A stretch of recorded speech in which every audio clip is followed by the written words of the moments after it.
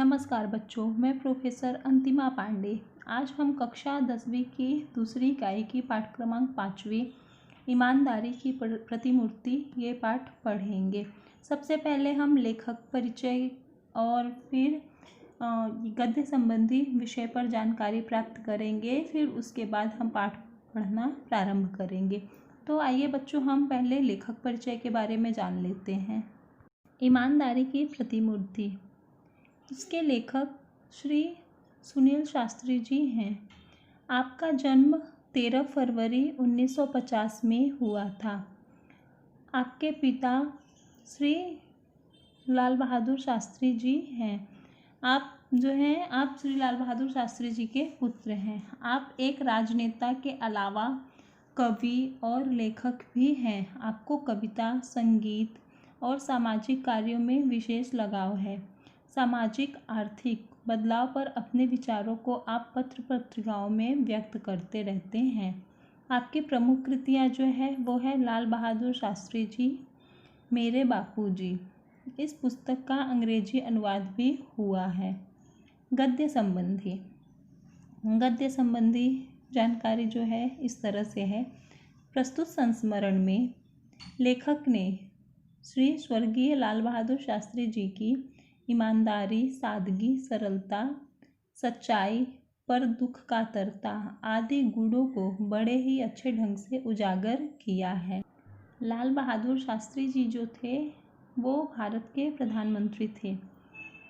वे एक सामान्य परिवार में जन्मे, सादा जीवन उच्च विचार के सिद्धांत को मानने वाले व्यक्ति थे। वे अपनी ईमानदारी, सादगी, सरलता आदि के लिए प्रसिद्ध थे। प्रस्तुत संस्मरण में उनके पुत्र सुनील शास्त्री जी ने शास्त्री जी और अपने बीच घटी कई प्रेरक एवं यादगार घटनाओं का विभाग वर्णन किया है। तो आइए बच्चों, हम ईमानदारी की प्रतिमूर्ति ये पाठ पढ़ना प्रारंभ करते हैं। हमने अपने जीवन में बाबूजी के रहते अभाव नहीं देखा।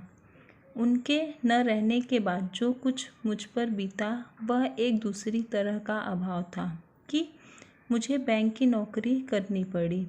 लेकिन उससे पूर्व बाबूजी के रहते मैं जब तक जन्मा था तब वे उत्तर प्रदेश के पुलिस मंत्री थे। उस समय गृह मंत्री को पुलिस मंत्री कहा जाता था।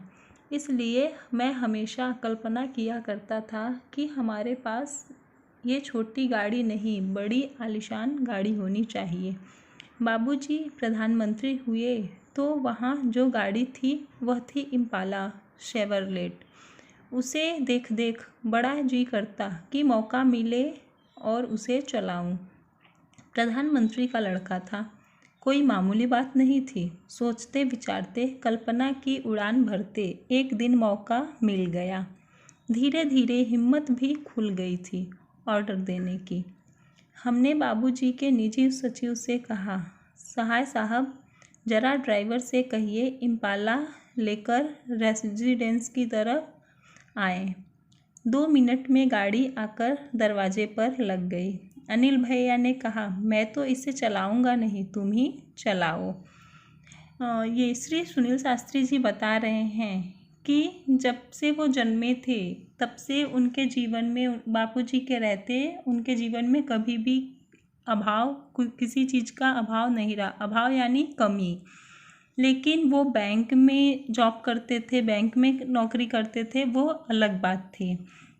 तो वो जो थे वो मतलब श्री लाल बहादुर शास्त्री जी जो थे वो पहले क्या थे, पुलिस मंत्री। उस समय गृह मंत्री को यानी होम मिनिस्टर को पुलिस मंत्री कहा जाता था। तो उनका भी उनके मन में ऐसे ऐसे विचार आते थे कि उनके पास छोटी गाड़ी नहीं बल्कि बड़ी और आलीशान गाड़ी होनी चाहिए, क्योंकि वो होम मिनिस्टर के बेटे हैं। और फिर जब वो उनके पिताजी यानी श्री लाल बहादुर शास्त्री जी जब प्रधानमंत्री बन गए तो फिर वो सोचते थे, और उनके पास उस समय इम्पाला शेवरलेट गाड़ी थी।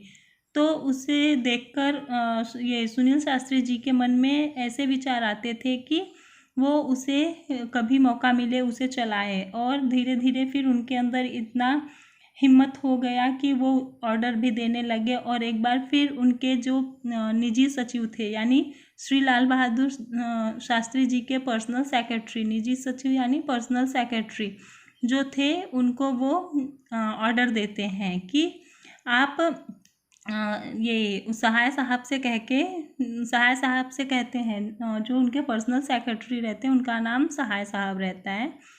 तो वो उनसे ऑर्डर देते हैं, उनको कहते हैं कि आप ज़रा ड्राइवर से कहिए कि इम्पाला को लेकर रेसिडेंस की तरफ आ जाएं। फिर जब सहाय साहब ने ऐसा सुना तो वो ड्राइवर से कह देते हैं और फिर 2 मिनट में गाड़ी आकर उनके दरवाजे के सामने खड़ी हो जाती है। तो ये श्री सुनील शास्त्री जी के बड़े भैया जो थे, उनका नाम अनिल था। तो उनके बड़े भैया कहते हैं कि मैं तो ये गाड़ी इम्पाला नहीं चलाऊंगा, तुम ही चलाओ। तो फिर इसके आगे हम पढ़ते हैं। मैं आगे बढ़ा, ड्राइवर से चाबी मांगी, बोला तुम बैठो, आराम करो, हम लोग वापस आते हैं अभी। गाड़ी ले हम चल पड़े। क्या शान की सवारी थी, याद कर बदन में झुरझुरी आने लगी है। जिसके यहाँ खाना था वहाँ पहुँचा, बातचीत में समय का ध्यान नहीं रहा, देर हो गई। याद आया बाबूजी आ गए होंगे। वापस घर आ फाटक से पहले ही गाड़ी रोक दी। उतरकर गेट तक आया, संतरी को हिदायत दी, यह सैल्यूट वैल्यूट नहीं, बस धीरे से गेट खोल दो। वह आवाज़ करे तो उसे बंद मत करो, खुला छोड़ दो। बाबूजी का डर, वह खटपट सैल्यूट मारेगा तो आवाज़ होगी और फिर गेट की आवाज़ से बाबूजी को हम लोगों के लौटने का अंदाज़ा हो जाएगा। वे बेकार में पूछताछ करेंगे। अभी बात ताज़ा है, सुबह तक बात में पानी पड़ चुका होगा। संतरी से जैसा कहा गया उसने किया। दबे पैर पीछे किचन के दरवाजे से अंदर घुसा। जाते ही अम्मा मिली। झुरझुरी यानी कपकपी, सिहरन, सैल्यूट यानी नमस्कार सलाम करना, संतरी यानी पहरेदार द्वारपाल, और हिदायत यानी मार्गदर्शन आदेश देना। तो जब गाड़ी लेकर ड्राइवर उनके पास आया और श्री सुनील शास्त्री जी सामने से आते हैं और ड्राइवर से चाबी ले लेते हैं और कहते हैं, ड्राइवर से कहते हैं कि तुम आराम करो, हम थोड़ी देर में वापस आते हैं अभी। और गाड़ी लेकर वो चले जाते हैं। उनको कितना अच्छा लगता है, कितनी शान की सवारी रहती है, ऐसा उनको महसूस होता है। और वो कह रहे हैं कि याद करके ही बदन में उनके झुरझुरी जैसी आने लगती है। और फिर जहाँ उनको खाने पे जाना था वहाँ पहुँचते हैं और वहाँ पे लोगों से बातचीत करते करते समय बहुत ज़्यादा ही बीत जाता है, उनको बहुत ज़्यादा ही देर हो जाती है, उनको पता ही नहीं चलता है। तो फिर जैसे ही उनको बात करते करते समय का ध्यान आता है तो उनको लगता है कि घर पे बाबूजी अब तक आ गए होंगे। और फिर जैसे ही वो घर पे आते हैं, वो गेट से पहले ही, फाटक से पहले ही ये गाड़ी को रोक देते हैं और फिर उतरकर गेट के पास आते हैं और जो वहाँ का पहरेदार रहता है, द्वारपाल रहता है, उसको आदेश देते हैं कि मुझसे सैल्यूट वैल्यूट कुछ भी नहीं करो, बस धीरे से गेट खोल दो और अगर गेट खोलने की आवाज़ आए तो फिर उसे वापस बंद मत करो, उसे खुला ही छोड़ दो। क्योंकि उन लोगों को बापूजी के आने का डर था, क्योंकि बापूजी आ गए होंगे तो अगर यह संतरी सैल्यूट वैल्यूट मारेगा तो आवाज़ होगी और फिर गेट बंद करेगा तो भी आवाज़ होगी। इससे बापूजी को अंदाज़ा हो जाएगा कि उनके बेटे जो अनिल और सुनील शास्त्री जी इतनी देर से घर पे वापस आए हैं और वो फिर पूछताछ करेंगे। और जब तक अगर चुपचाप हम लोग जाके धीरे से सो जाएंगे तो फिर सुबह तक बात जो है वो बात पर पानी पड़ चुकी होगी और फिर यानी उनके कहने का मतलब बात जो है वो ठंडा पड़ चुका होगा, फिर बापूजी उनके पूछताछ नहीं करेंगे। और फिर वो दोनों जाते हैं धीरे से, पैर दबाकर, दबे पाँव, यानी इस प्रकार से चलना जिससे पैरों की आहट मालूम न पड़े, पैरों की आवाज़ न आए। तो वो पीछे से किचन के दरवाजे से अंदर घुसते हैं, लेकिन जैसे ही किचन के दरवाजे से वो अंदर जाते हैं सबसे पहले उन्हें उनकी अम्मा मिलती हैं। अम्मा यानी उनकी मम्मी, उनकी मॉम। तो आगे क्या है फिर हम ये पढ़ते हैं। पूछा, बापूजी आ गए? कुछ पूछा तो नहीं? तो उनकी माँ बोली, हाँ आ गए, पूछा था मैंने बता दिया। आगे कुछ कहने की हिम्मत नहीं हुई। यह जानने सुनने की कि बापूजी ने क्या कहा, फिर हिदायत दी, सुबह किसी को कमरे में मत भेजिएगा, रात देर हो गई, सुबह देर तक सोना होगा। सुबह 5:30 पौने 6 बजे कि किसी ने दरवाज़ा खटखटाया। नींद टूटी। मैंने बड़ी तेज़ आवाज़ में कहा, देर रात को आया हूँ, सोना चाहता हूँ, सोने दो। यह सोचकर कि कोई नौकर चाय लेकर आया होगा जगाने, लेकिन दरवाजे पर दस्तक फिर पड़ी। झुंझलाता जोर से बिगड़ने के लिए मूड में दरवाजे की तरफ बढ़ा, बड़बड़ाता हुआ दरवाज़ा खोला, पाया बाबूजी खड़े हैं। हमें कुछ न सूझा, माफ़ी मांगी, बेध्यानी में बात कह गया हूँ। वे बोले, कोई बात नहीं, आओ आओ, हम लोग साथ साथ चाय पीते हैं। हमने कहा ठीक है। हिदायत यानी निर्देश, दस्तक यानी दरवाज़ा खटखटाने की क्रिया, हाथ का हल्का आघात दरवाजे पर करना। झुंझलाना यानी खींचना, चिढ़ना। बड़बड़ाना यानी बकबक करना। सूझना यानी दिखाई देना, ध्यान में आना। बेध्यानी यानी लापरवाही, ध्यान न रहना।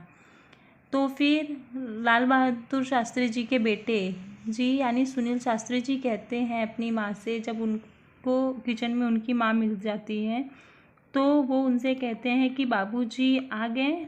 तो फिर उनकी माँ उनको जवाब देती है कि हाँ आ गए। तो फिर ये श्री सुनील शास्त्री जी उनसे पूछते हैं कि उन्होंने कुछ पूछा? तो उनकी माँ ने कहा, हाँ पूछा था मैंने बता दिया। तो फिर उनको अंदर से इतना श्री लाल बहादुर शास्त्री जी का डर था कि उनको आगे कुछ पूछने की हिम्मत ही नहीं होती है। और फिर वो कहते हैं कि मैं अपने कमरे में सोने जा रहा हूँ, सुबह किसी को कमरे में मत भेजिएगा, क्योंकि रात को देर से आया हूँ तो सुबह देर तक सोना होगा।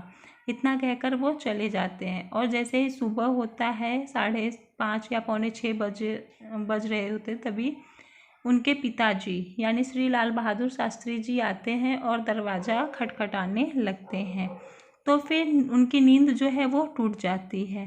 और पहले तो फिर वो तेज़ आवाज़ में उनसे कह देते हैं कि रात को देर से आया हूँ और सोना चाहता हूँ, सोने दो। इतना कहकर उनको ये लगता है कि शायद से कोई नौकर आया होगा जो कि चाय के लिए जगा रहा है, लेकिन वो ऐसा बोलते हैं। लेकिन फिर से वापस से फिर उनके पिताजी दरवाज़ा खटखटाते हैं। तो वो बड़ी ही लापरवाही से कुछ बड़बड़ाते हुए आते हैं और दरवाज़ा खोलते हैं। लेकिन जैसे ही दरवाज़ा खोलते हैं वो सामने अपने पिताजी को खड़े हुए देखते हैं।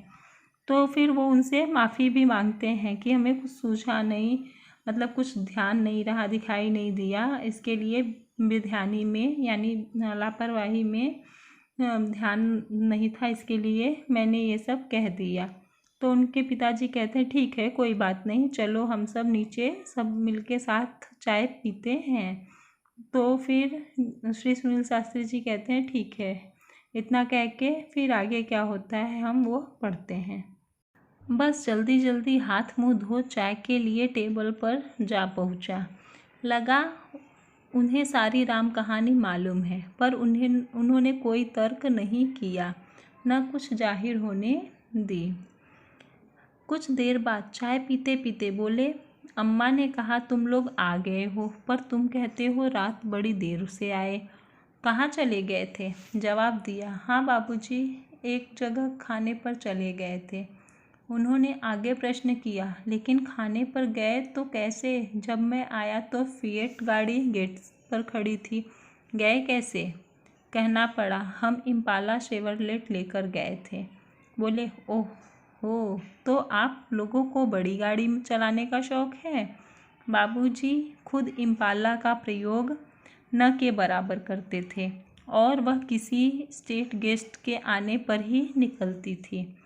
उनकी बात सुन मैंने अनिल भैया की तरफ देखा, आँख से इशारा किया। मैं समझ गया था कि यह इशारा इजाज़त का है, अब हम उसका आए दिन प्रयोग कर सकेंगे। चाय खत्म कर उन्होंने कहा, सुनील जरा ड्राइवर को बुला दीजिए। राम कहानी यानी यहाँ पर उसका अर्थ जो है वो घटना से है, और तर्क यानी दलील, जाहिर यानी प्रकट न होने दे, प्रकट और स्पष्ट। तो यहाँ पर जब वो जल्दी जल्दी अपना हाथ मुंह धोकर चाय के टेबल पर पहुँच जाते हैं और श्री सुनील शास्त्री जी को ऐसा लगता है कि पिताजी को सब कुछ मालूम है, लेकिन वो उन्हें ऐसा प्रकट नहीं कर रहे हैं। तो फिर कुछ देर बाद चाय पीते पीते ही श्री लाल बहादुर शास्त्री जी उन लोग से पूछते हैं कि मैंने तुम्हारी माँ से पूछा था कि तुम लोग आ गए हो, और फिर तुम लोग कहते हो कि तुम रात बहुत देर से आए, लेकिन कहाँ चले गए थे तुम लोग, ऐसा वो उनसे सवाल पूछते हैं। तो फिर श्री सुनील शास्त्री जी कहते हैं कि हम लोग एक जगह भोजन खाने पर चले गए थे। फिर श्री लाल बहादुर शास्त्री जी उनसे पूछते हैं, लेकिन गए कैसे थे? फिएट गाड़ी जो थी वो तो दरवाजे पर ही खड़ी थी, मैंने तो देखा वहाँ पे। तो फिर तुम लोग गए कैसे? तो फिर उन लोग के पास और कोई ऑप्शन नहीं था, तो उन्होंने कहा कि हम इम्पाला शेवरलेट से गए थे। तो फिर शास्त्री जी कहते हैं, श्री लाल बहादुर शास्त्री जी कहते हैं, ओहो, तो आप लोगों को बड़ी गाड़ी चलाने का शौक़ है।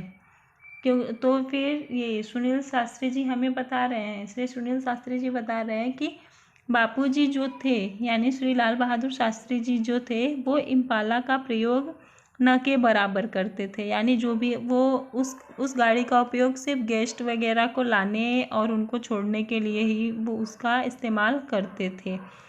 तो फिर वो ऐसा ही बता रहे हैं कि वो सब गाड़ी जो थी वो सिर्फ गेस्ट के लिए थी, लेकिन वो खुद के लिए भी उस गाड़ी का उपयोग नहीं करते थे श्री लाल बहादुर शास्त्री जी। तो फिर ये श्री सुनील शास्त्री जी अपने भैया जो थे उनके श्री अनिल शास्त्री जी के तरफ देखते हैं और आंखों ही आंखों में कुछ इशारा करते हैं, और फिर वह इशारा हमेशा ही जो भी ज़रूरत उन लोग को पड़ती थी तो उसका उपयोग वो करते थे। तो फिर चाय जब ख़त्म हो गई तो फिर उन्होंने श्री सुनील शास्त्री जी को ऑर्डर दिया कि जरा ड्राइवर को बुला दीजिए। वो किस लिए बुलाना था वो कुछ समझ नहीं पाए, और फिर वो ड्राइवर को बुला के लाते हैं। हम आगे पढ़ेंगे कि किस तरह से वो ड्राइवर को बुला के लाते हैं और उनके साथ साथ फिर क्या घटना घटती है। मैं ड्राइवर को बुला लाया। उससे उन्होंने पूछा, तुम लॉगबुक रखते हो ना? लॉगबुक यानी जिसमें हर दिन का सब बातें, सब चीज़ें, खर्चा वगैरह सब कुछ नोट किया जाता है, उसे लॉगबुक कहते हैं। तो उसने हाँ में उत्तर दिया। उन्होंने आगे कहा, एंट्री करते हो? कल कितनी गाड़ी इन लोगों ने चलाई? वह बोला, 14 किलोमीटर। उन्होंने हिदायत दी, उसमें लिख दो 14 किलोमीटर निजी उपयोग। तो फिर तब भी उनकी बात हमारी समझ में नहीं आई। फिर उन्होंने अम्मा को बुलाने के लिए कहा। अम्मा जी के आने पर बोली, सहाय साहब से कहना 60 पैसे प्रति किलोमीटर के हिसाब से पैसे जमा करवा दे। इतना जो कहना था कि हम और अनिल भैया वहाँ रुक नहीं सके। जो रुलाई छूटी वह तो कमरे में भागकर पहुँचने के बाद भी काफ़ी देर तक बंद नहीं हुई। दोनों ही जन देर तक फुट फुट कर रोते रहे। श्री सुनील शास्त्री जी कह रहे हैं कि वो जब श्री लाल बहादुर शास्त्री जी उनको ड्राइवर को बुलाने के लिए कहते हैं तो वो ड्राइवर को बुलाकर लेकर आते हैं। तो फिर ये श्री लाल बहादुर शास्त्री जी अपने ड्राइवर से पूछते हैं कि क्या तुम लॉगबुक रखते हो? तो उसने कहा हाँ रखता हूँ। तो फिर वो कहते हैं कि उसमें एंट्री कर लो। तो फिर वो पहले ड्राइवर से पूछते हैं कल कितने किलोमीटर गाड़ी चली इम्पाला शेवरलेट? तो वो कहते हैं 14 किलोमीटर। तो वो ड्राइवर से कहते हैं कि 14 किलोमीटर निजी उपयोग करके उस लॉगबुक में एंट्री कर लो। और फिर उसके बाद वो अपनी पत्नी को बुलवाते हैं। तो फिर जब उन लोग को यानी श्री सुनील शास्त्री जी और श्री अनिल शास्त्री जी को कुछ भी बात समझ में नहीं आई कि पिताजी क्या कर रहे हैं। तो जब अम्मा जी आती हैं उनकी, तो फिर अम्मा जी के आने पर ये बोलते हैं, श्री लाल बहादुर शास्त्री जी कहते हैं कि जब सहाय साहब आएंगे तो उनसे कहना कि 60 पैसे प्रति किलोमीटर के हिसाब से पैसे जमा करवा दे। यानी पैसे किससे लेने थे? श्री अनिल शास्त्री से और श्री सुनील शास्त्री जी से। यानी श्री लाल बहादुर शास्त्री जी इतने ईमानदार थे कि वो जो गवर्नमेंट की चीज़ें दी हुई है वो सिर्फ गवर्नमेंट के काम के लिए ही, सरकारी काम के लिए उसका उपयोग किया करते थे। वो खुद के निजी काम के लिए उसका उपयोग नहीं किया करते थे। वो पर्सनल उपयोग बिल्कुल भी नहीं करते थे सरकारी चीज़ों का। तो ये जो इम्पाला शेवरलेट था, तो ये गाड़ी सरकार की तरफ से सरकारी गाड़ी थी। इसके लिए वो सब गेस्ट को, सरकारी जो भी गेस्ट आते थे उस गेस्ट को लेने और छोड़ने, इन सब के लिए उसका इस्तेमाल करते थे। लेकिन उस दिन श्री सुनील शास्त्री जी और श्री अनिल शास्त्री जी ने उसका उपयोग किया था। इसके लिए वो पैसे जमा करवाने के लिए कहते हैं। जब ये बात सुनते हैं दोनों लोग, श्री सुनील शास्त्री जी और श्री अनिल शास्त्री जी, तो उन लोग को इतनी जोर की रुलाई आती है कि उनके पिताजी इतने स्ट्रिक्ट हैं कि वो उनकी गाड़ी लेकर गए तो इसके लिए उनसे ही पैसे वो लेने हैं। और वो दोनों भाग के जाते हैं और कमरे में तेज तेज से फुट फुट कर रोने लगते हैं। इसके आगे फिर क्या होता है ये हम अब अगले नेक्स्ट वीडियो में देखेंगे बच्चों, इस पाठ के पार्ट 2 वीडियो में। तब तक के लिए धन्यवाद बच्चों, बाय बाय।